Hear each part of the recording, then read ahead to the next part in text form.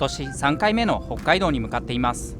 前回6月に行った時は新日本海フェリーの新潟小樽航路を使ったので、今回は別会社商船三井サンフラワーの大洗苫小牧航路を使おうかとも思ったのですが、このサンフラワーを利用する場合、ツーリストと呼ばれるいわゆる雑魚寝部屋を使っても割引適用料金でも31,350円。これに対し新日本海フェリーはツーリスト S と呼ばれる鍵付きの洋室で25,700円、比較すると個室で25,700円と雑魚寝で31,350円。私はあまり雑魚寝移動が好きではないので、今回も新日本海フェリーの新潟小樽航路を使うことにしました。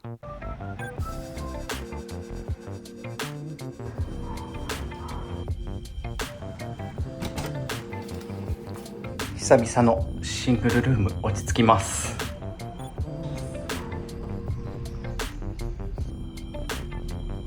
船の中には簡易のスポーツジムも併設されていたので利用してみました。約30分 7.5 キロの距離をエアロバイクで漕ぎました。船の中はこんな感じで、携帯も Wi-Fi もつながらないので Netflix や Amazon プライム等で動画をダウンロードしておくとそれほど暇を持て余さずに済みます。大浴場も完備しているのでお風呂にゆっくり浸かっても暇つぶしできます。結構今回船が揺れてます。酔い止め持ってきとけばよかったです。なんとなく気持ち悪くてちょっと食欲が失せてます。辛い。前回ほとんど揺れを感じなかったんで今回は油断してました。船は強風が原因で揺れていたようです。この後船酔いがひどくなったのですぐに寝てしまいました。船に弱い方は酔い止めの薬を持参することをお勧めします。ご乗船いただきまして誠にありがとうございました。全部ご案内となり朝4時半小樽着なので空いてる小樽運河を観光しました。気温は 14.1 度。実は今回の北海道の旅の目的は鮭釣り。ちょうどシーズンだったこともあり、この小樽運河の中にも鮭がかなり入っていました。小樽運河の中に鮭がいます。鮭だらけです。小樽運河に鮭っているんだ。おお、すごっ。鮭、マジで、おお、跳ねた。やば。すごいな、こんなに鮭っているんだ。結構感動。うわ、やばやば。おお、すごい。こっちに向かって。これらの鮭を釣るには浮きルアーという北海道ならではの独特の仕掛けを使います。この仕掛けは40から 60g のスプーンというルアーの上に浮きを取り付けて釣る釣り方で、この浮きをつけることによってルアーの沈みすぎを防ぎ、水面から60センチから2メーター程度の水深をルアーを引いて釣る釣り方です。またスプーンの下の黒い矢印部分にイカやエビ、サバ等の餌をつけるのも特徴的で、北海道ならではの独特な釣り方になっています。私はこれらの仕掛けを一つも持っていなかったので、フィッシュランド手稲店という24時間やっている釣り具屋で仕掛けを購入し、札幌市内のスーパーで餌も購入しました。買った釣り餌は餌が傷まないように車載冷蔵庫に入れて冷やしながら移動します。今回は鮭釣りを教えていただく石原さんと北海道の北江差町で待ち合わせなので、下道でのんびり向かいます。鮭釣りに行かないかという感じで誘っていただいたんで、2つ返事で行きますって言ってしまってめっちゃ楽しみです。これから滝川というところで温泉に入りたいと思います。食と健康の養生館、滝川ふれあいの里。お風呂 Wi-Fi も使えてすごい良かったです。江差町に到着したのは深夜。この日はこの場所で仮眠を取りつつ、翌日は釣りをしながら情報も集めます。セミシングルのソファーマットレスを導入してから車内を広々使えるので、釣り車中泊の快適性が上がりました。ソファーマットレスがこのサイズなんでかなり広く使えています。日の出とともにポイントに移動します。鮭釣りは釣れるポイントに入れれば1人で10匹以上釣れることもあるようですが、数十メートル離れただけで全く釣れないこともあるそうで、まずは釣れるポイントに入ることが先決です。釣り場に到着しました。ご覧のようにかなりの釣り人さんがいます。この場所はとても釣れる場所で有名なんですが、車を止めるスペースがいっぱいだったので諦めて別の場所を探します。次の釣り場に向かう途中、猿払村の餌ぬか線というライダーや観光客に人気の道を通りました。この道は全長約16キロ、ひたすら一直線に牧草地を突き抜ける道路で、電柱や看板もなく視界を遮るものが全くないので不思議な光景を見ることができます。やば、すごい。まっすぐです。めっちゃまっすぐ。すげえな、この道。この餌ぬか線から北海道の最北宗谷岬の方に向かいます。北に向かう途中、漁港や海岸、鮭が釣れそうなポイントにたくさん立ち寄りました。たどり着いたのは宗谷岬漁港。ここは日本最北の漁港で、約30キロ先にはロシア領土の樺太も見えます。この漁港に到着直後、釣れてる釣り人さんを発見したので、ここで竿を出すことにしました。これが浮きルアーという仕掛けです。ここに浮きがついていて、下にスプーンと呼ばれるルアーがついています。ここはイカの餌がついています。本州で一度も見たことがない仕掛けです。浮きルアーの動きはこんな感じ。小魚がゆっくり動くような、そんな動きをしています。この場所でしばらく粘ったのですが、全く鮭が釣れないので宗谷岬に観光に行くことにしました。よく見るやつだ、あの三角のやつ。日本最北タッチ。今日はカラフトがこの辺りに見えます。普段はなかなか見れないカラフトも見ることができました。この後釣りを再開してもよかったのですが、朝一の方が鮭が釣れる確率が高いとのことだったので、宗谷岬から猿払村へ移動します。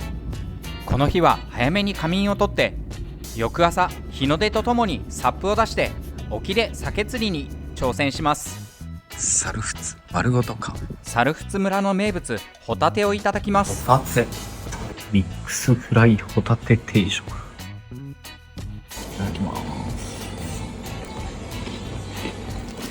ホタテおいしい。ごちそうさまでした。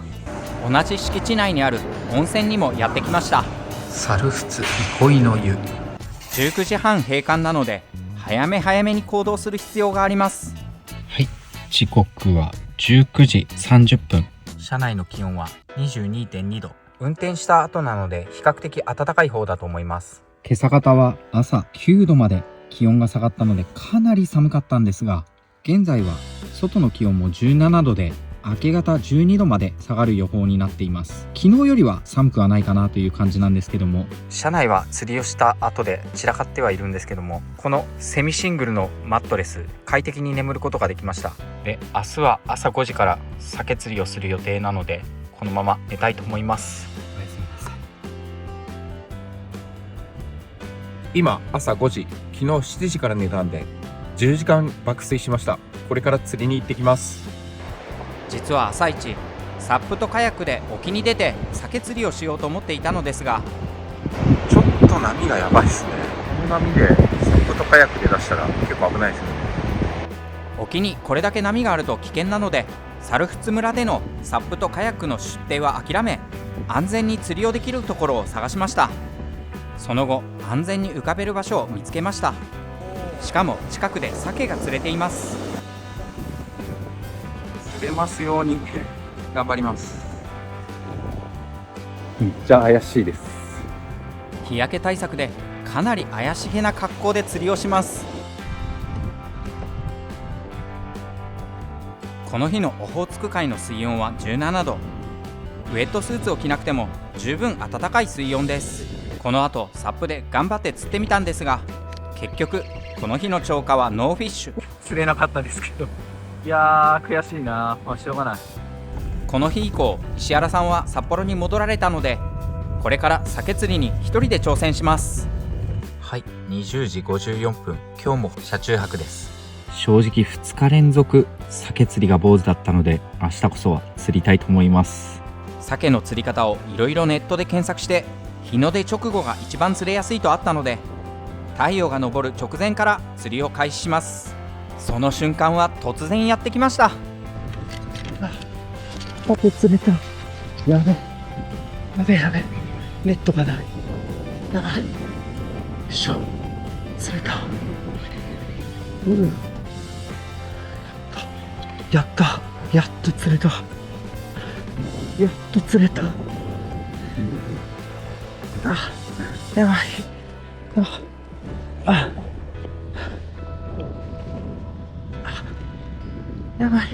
やばい、バレるな。やっと釣れた。引く。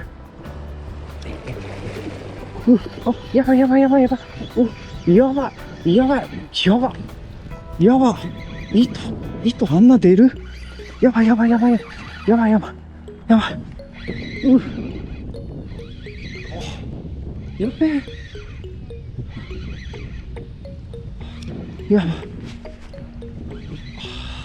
初鮭。やばい。そっち行くな。こっち来い。頼む、ネットに入ってくれ。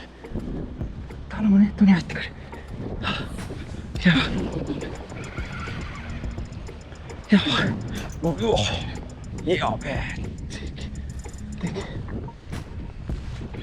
めっちゃでけ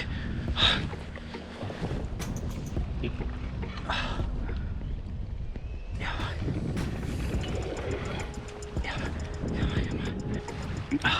でかすぎてネットに入らんかも。でかっ。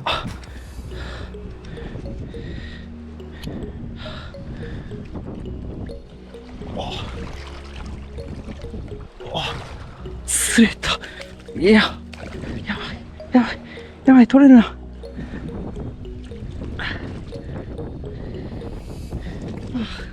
ネットに入らん。でかすぎ。やった、取れた。釣れた。マジでやば。ネット入んない。やばい。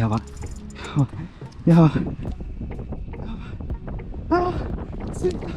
初鮭。取れた。マジで嬉しい。朝5時11分。生まれて初めて鮭釣りました。めちゃくちゃ嬉しい。これがオスかメスかちょっとわかんないんですけど、さばき方も全く分かってないんですけど、2年ぐらい狙ってたんで、初めて釣れて嬉しいです。いやー、嬉しい。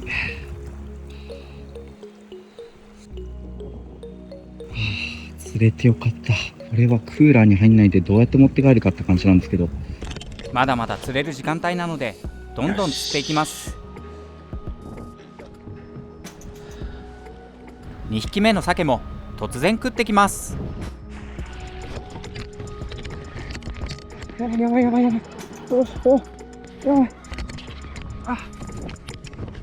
い。2匹目来たけど、やばい。引きが強すぎる。やば。やばい。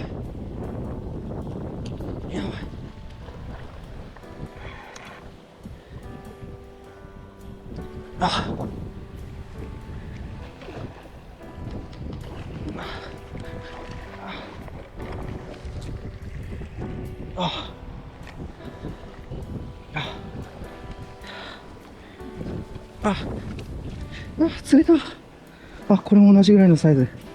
よかった、釣れた。釣れました。よかった。すごいラッキーなことに2匹釣れました。いや、もう念願かなってめちゃくちゃ嬉しいです。車中泊で粘って釣った甲斐がありました。これを釣るのに3日かかりました。長かった。いや、でも本当に釣れてよかったです。すごい嬉しいです。めっちゃ嬉しい。ネットで調べたところ、両方ともこれはオスのようで、両方とも大体同じサイズで75センチぐらいでした。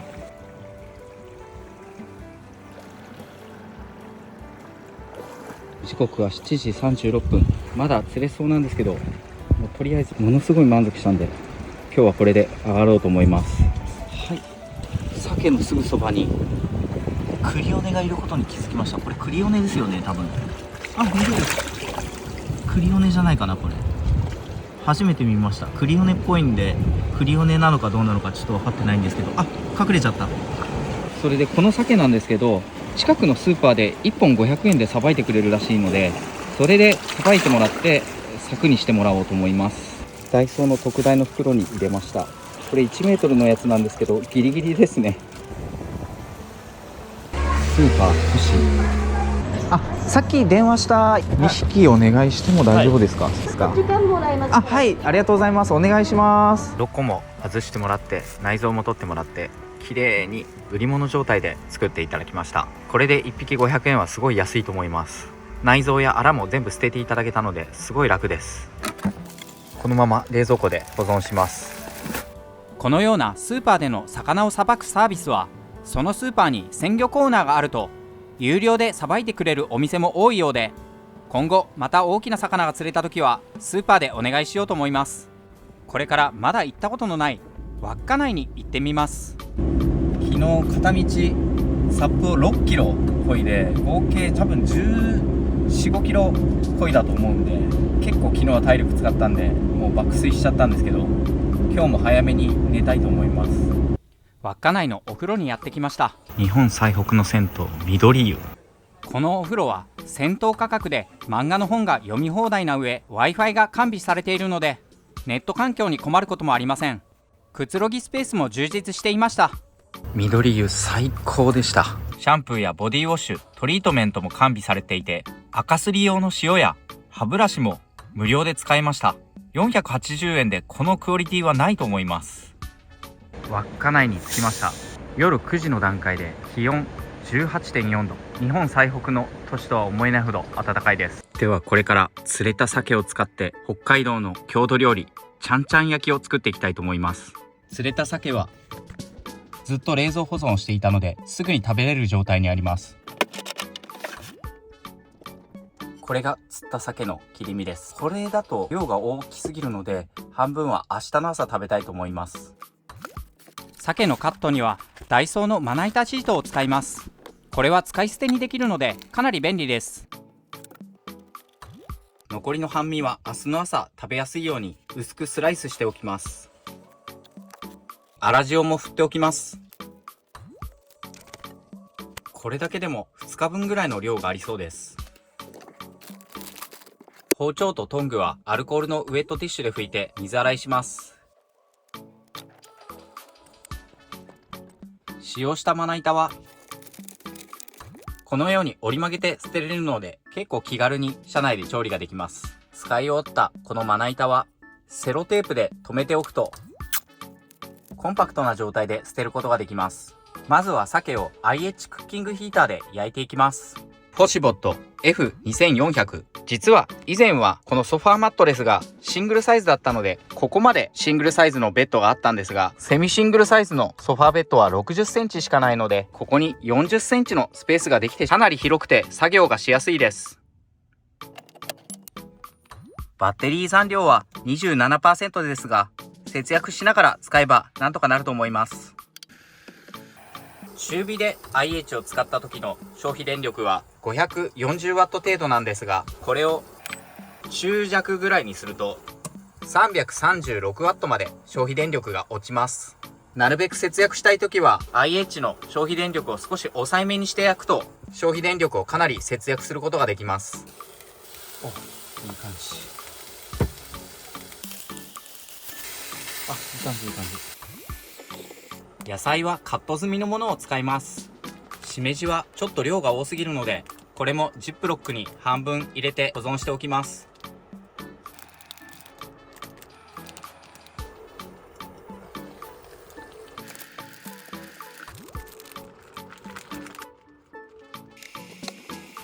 包装されていた袋もセロテープで留めてコンパクト化しておきます。醤油と味噌、醤油麹を使って味付けをしていきます。味噌はしじみ風味の味噌汁の素を使います。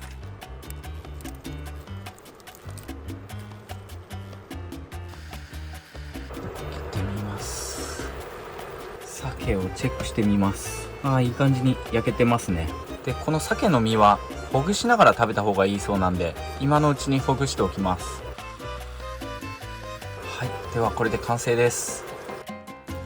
バッテリーの消費電力は 17% まで減りました。鮭のちゃんちゃん焼き、今日も炭酸水をいただきます。いただきます。うまっ。自分で釣った鮭、本当に美味しいです。最高です。いやー、結構感動です。まさか釣れると思ってなかったんで、今回本当にラッキーでした。めちゃめちゃ美味しい。うまっ。すごいうまい。結構濃厚です。すごいこの鮭。醤油麹も良かったのかもしれないです。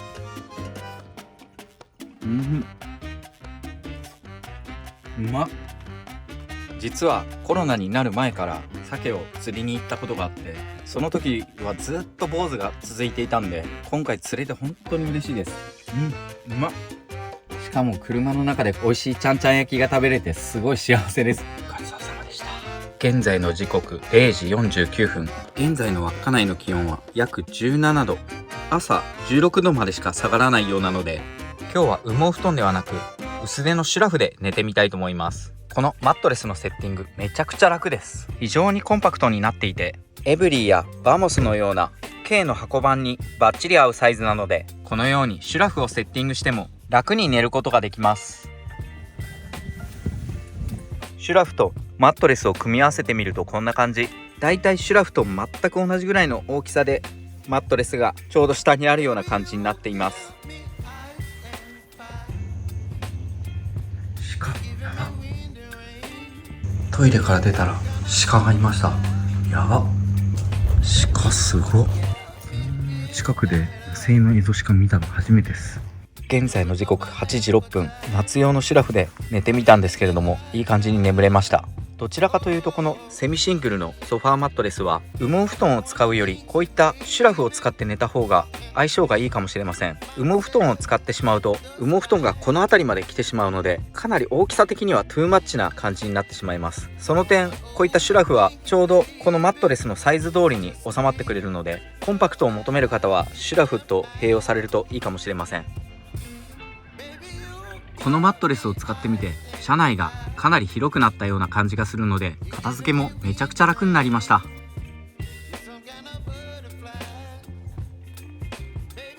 朝ごはんは参考の弁当箱炊飯器で作ります。北海道産7つ星の無洗米を見つけたので、これを使っていきます。 450g の使い切り3合分でした。今回は 0.5 合炊きで作ってみます。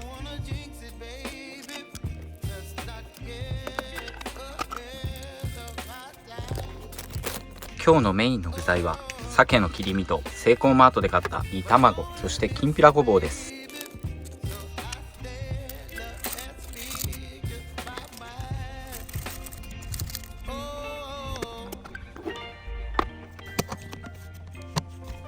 バッテリー残量は残り 16% の現在ソーラー発電から 50W も供給していますので、ギリギリ電力足りると思います。消費電力は 220W 程度。これで15分から20分待つと料理が完成するようです。待ってる間に味噌汁も作ります。美味しくする方法を最近見つけました。ここに昨夜保存しておいた本しめじと、この味噌汁にきな粉を少量入れることでインスタントの味噌汁がタンパク質豊富な美味しい味噌汁に変わります。味噌汁をセッティングしている間にちょうどご飯が炊き上がりました。すぐには食べれないので蒸らします。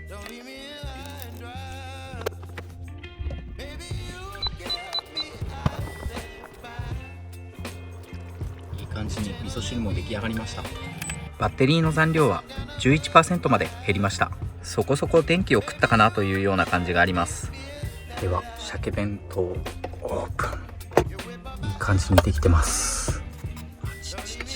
おお、いい感じに炊けてますね。ごま塩をかけます。梅干しも乗せたいと思います。完成しました。釣れた鮭で作った鮭弁当です。今回は純和食にしたかったので、納豆もどさんこミニ納豆というのを買ってみました。いただきます。ではまず粗塩を振っていた鮭から食べてみます。いただきます。うまっ、美味しい。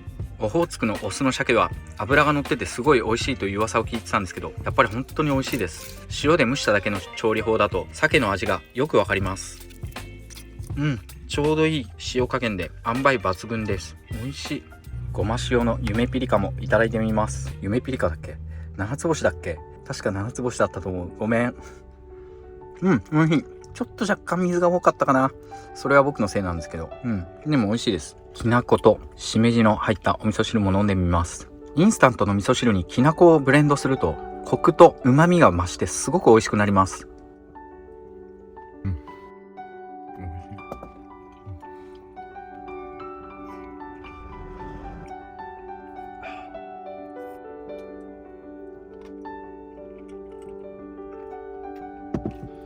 ごちそうさまでした。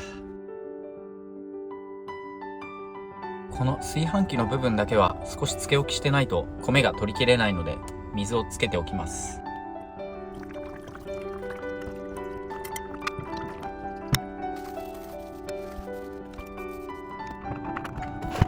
昨日の夜から今朝にかけて出たゴミなんですけれども、一応このようにかなり小さくまとめました。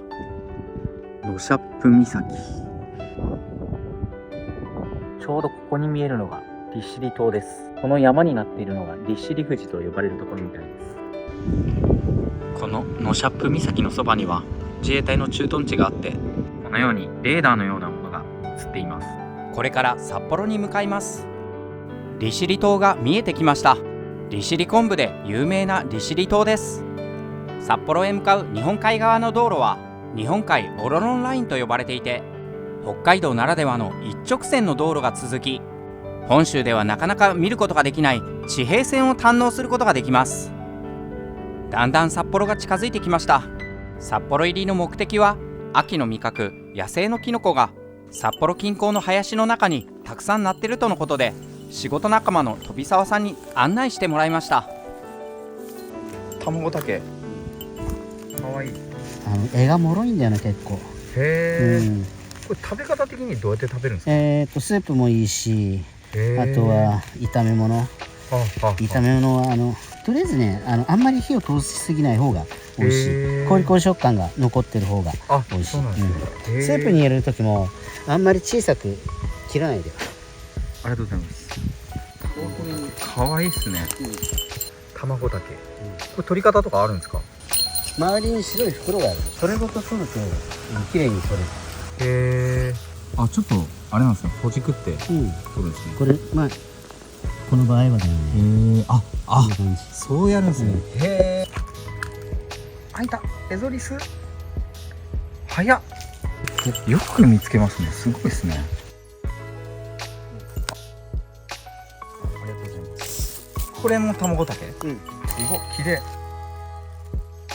いや、これ教えてもらわないと絶対できないですね。キノコちゃんとやっぱり分かってる人に教わらないと無理ですね。これが裏紅固定する。美味しい。確かにしめじっぽいですね。裏紅固定しめじってて、ちょっと火が高くなる。そうなんですね。あ、本当だ。これ大きくなるとこうやって傘が開く感じなんですか？これはなんかザ・キノコって感じですね。30分ほどの散策で食べられるキノコがたくさん取れました。これが天狗竹。ゲリオート。ああ、そうなんですね。あ、じゃあもう絶対食べちゃいけないやつですね。中には毒キノコも見つかったので、もし行かれる方は詳しい方と行くようにしてください。はい、取れたキノコを全部いただいちゃいました。こんな感じでたくさんあったんですけれども、一気には食べきれないんで洗って小分けにしてあります。ベージュ色の方が卵竹、茶色い方が裏紅ホテイシメジです。このキノコを使って一つはコンソメスープ、もう一つは釣れた鮭と合わせてキノコと鮭のソテーにします。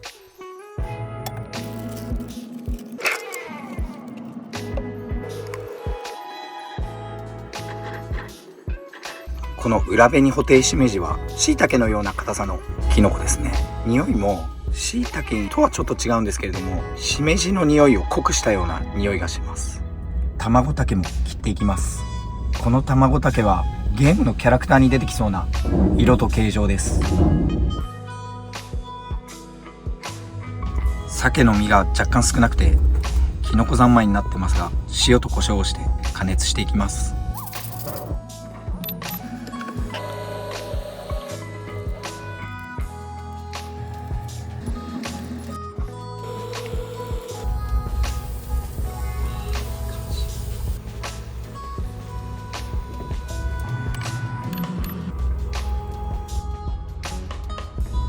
卵たけからいただきます。すごい味濃い。めちゃくちゃ美味しいです。初めて食べたキノコの感じです。食感がすごくサクサクしてて、こっちの傘の方はちょっとぬるっとしたなめこみたいな食感なんですけど、なめこともちょっと違う独特なキノコの香りがふわっと広がる、すごく美味しいキノコです。美味しい。こういった卵たけは札幌市内の森の中にたくさんなっているようで、割とどこでも取れるそうです。では裏紅本しめじも食べてみます。美味しい。なんだろう、これはちょっと卵たけとちょっと違う感じなんですけど、口の中に広がる香りがすごい、キノコの香りがめちゃくちゃふわーっと広がって、食感は椎茸に近いです。美味しい。これ柄の方も食べてみます。この柄の方は松茸を少しみずみずしくしたような、そんな食感です。鮭と一緒に食べてみます。もう北海道三昧ですね。いただきます。うまっ。めちゃうまっ。なんだこれ。美味しい。卵たけと裏紅本しめじのスープも飲んでみます。スープにしてしまうと少しキノコの香りが減ってる感じがするんですが、飲みやすくて体にいい感じの味がします。もし香りを楽しむなら、こちらのようなソテーの方がキノコの香りを堪能できると思います。こちらはスープの中にキノコの香りが溶け合ってしまうので、キノコの風味や味が少し薄くなるんですが、全体的にとても優しい味ですごく美味しいスープです。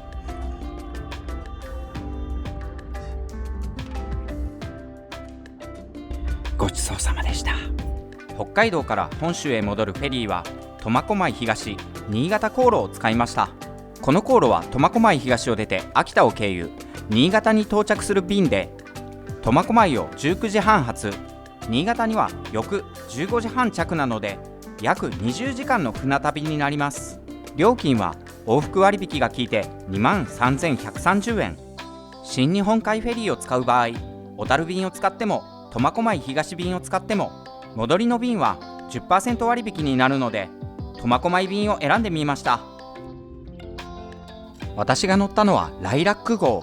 これは行きに乗ったラベンダー号とは船内の内装も変わるようです。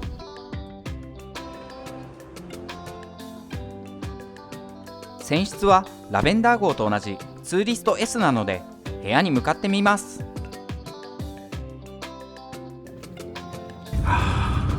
ドアがないんだ。ドアがないですね。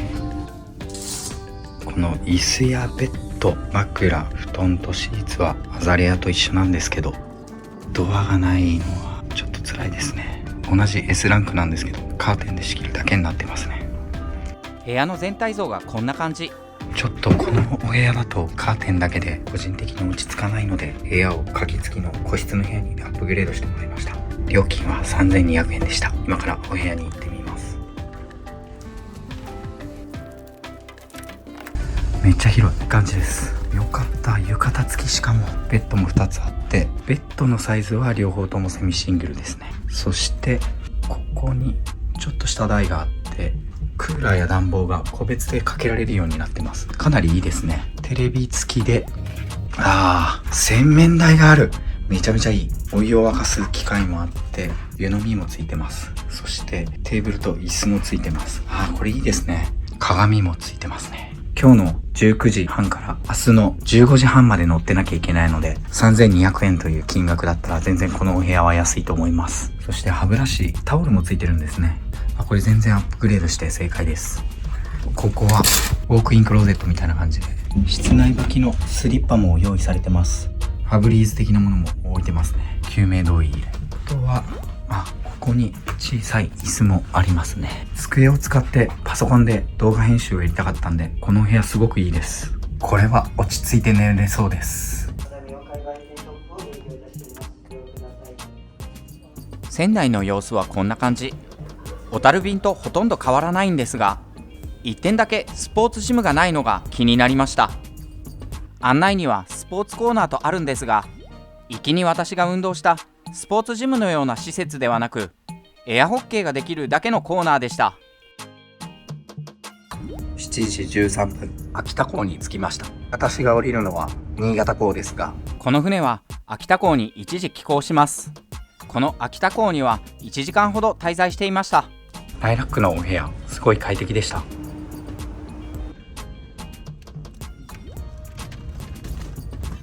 これから秘密基地に戻ります。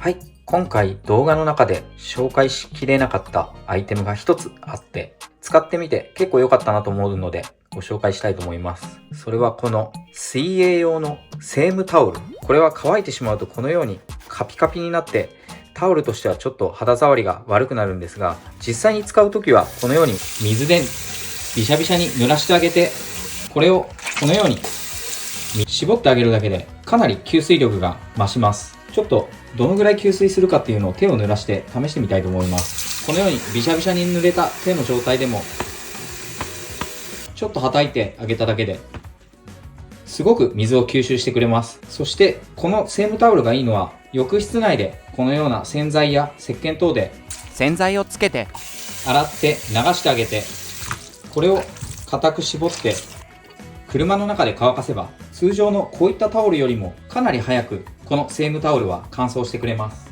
実際10日間の北海道の旅でほぼ毎日このタオルを使っていましたが、いつも石鹸やボディーソープ等でこれを洗っていたので、すごく衛生的で毎日快適にタオルを使うことができました。またこのタオルはこのようにさっと拭くだけで簡単に水を吸い取ってくれるので、毎日使ってもストレスを感じませんでした。使用感は人によると思いますが、私はこの方法がとても気に入って毎日使っていました。1泊2日程度の車中泊でしたら、こういった普通のタオルで全く問題ないと思うんですが、1週間やそれ以上となってくるとタオルの量もかさばってきますし、その都度コインランドリーに行くのも時間やお金ももったいないので、このセームタオルは今回結構活躍してくれました。